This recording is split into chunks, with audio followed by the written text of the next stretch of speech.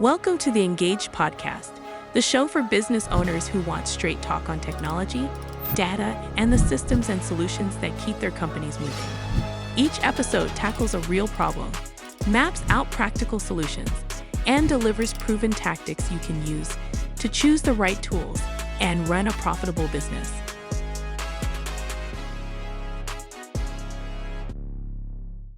Brian, I'm in your town. Yeah. I could not let it pass without having you on. I had it all set up to record a whole series of episodes. I was like, I need to get Ryan on. Of course. So, Pleasure.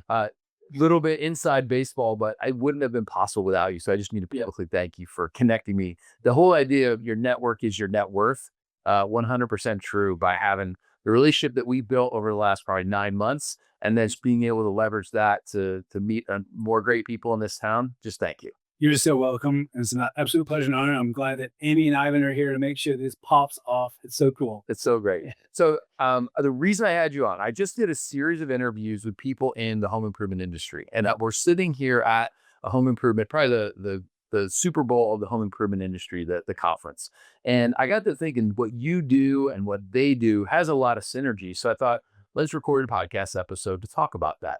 Right. So tell the audience who you are and what you do. Yeah. So I came to Vegas in 2010 to be a Blue Man for Blue Man Group, and that was a great foray. And I thought I'd never moved here, and now here I am 15 years later.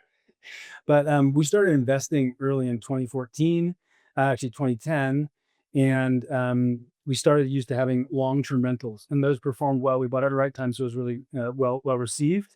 But recently we've shifted into midterm rentals, which is primarily for insurance housing. So if someone has fire or water damage in their home and they need a place to stay, and they want to have something that's close by to their home, and they want to have something that is similar to the size of their same property they used to live in or were living in before. And what we do is we find those people that are displaced by the fire water damage, we put them in a home that's again in their same area, similar type of home. And in terms of home improvement, I used to be the type of landlord that was like, just make things good enough that people could stay there and it's not broken. But I learned many years ago, actually, that when you improve the quality of your rental, you're going to improve the quality of the tenant. You're going to improve the opportunities that show up for that property. And so my home, I used to rent for $17,000 a year. And then last year we did $67,000.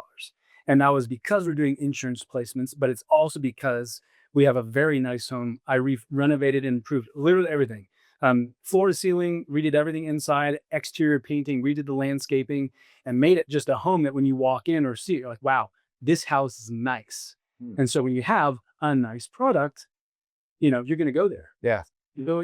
You talk about midterm rentals. I don't know how many people really know this whole midterm rental space. Yes. I think everybody knows short-term rental, Airbnb and the likes. And then you have long-term rental, which is, I have this house, I rent it for a year or 2 years, or even, I guess, apartments would be long-term rental. Yep. Right.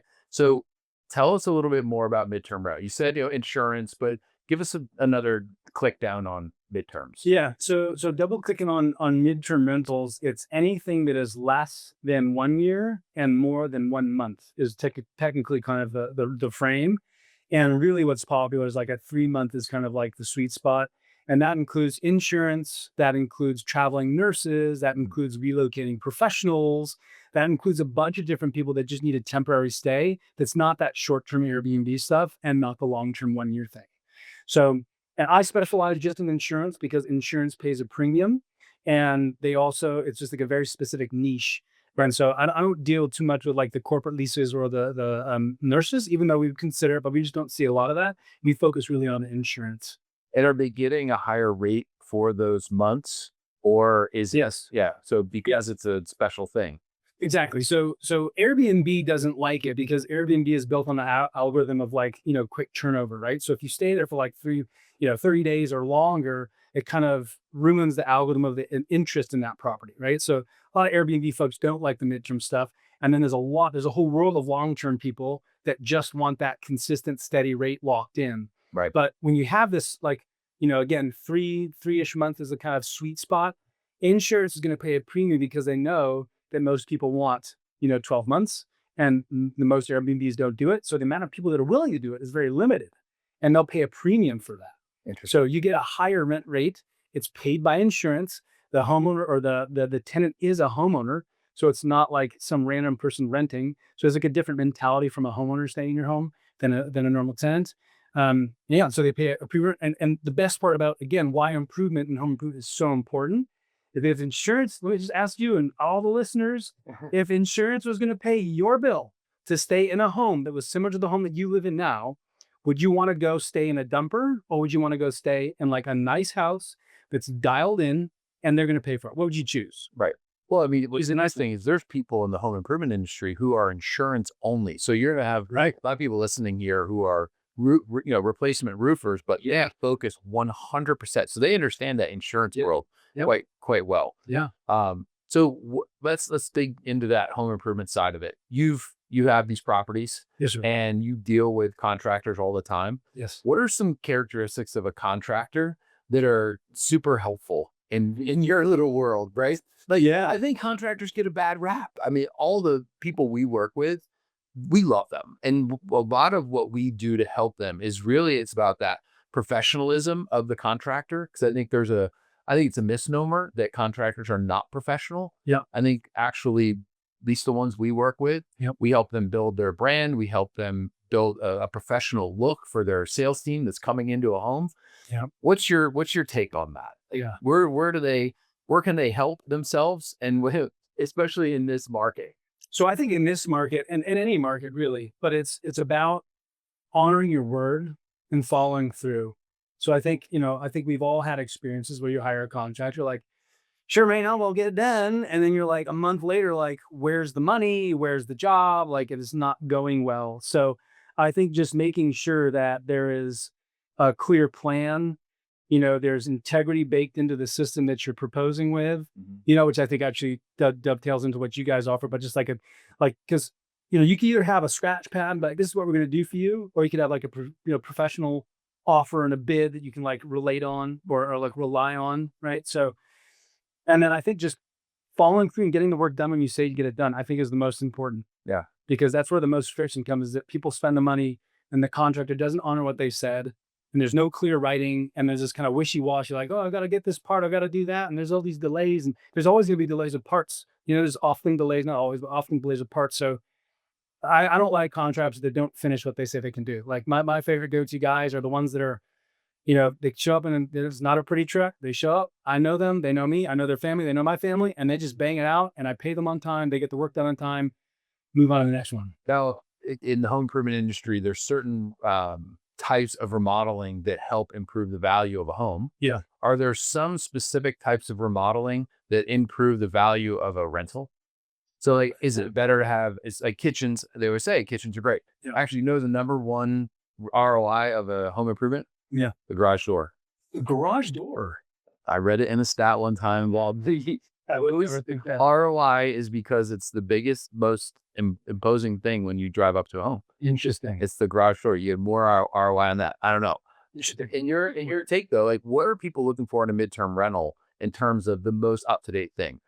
Is it the kitchen? Is it the bathrooms, like you would assume? I think it's kitchen and bathrooms.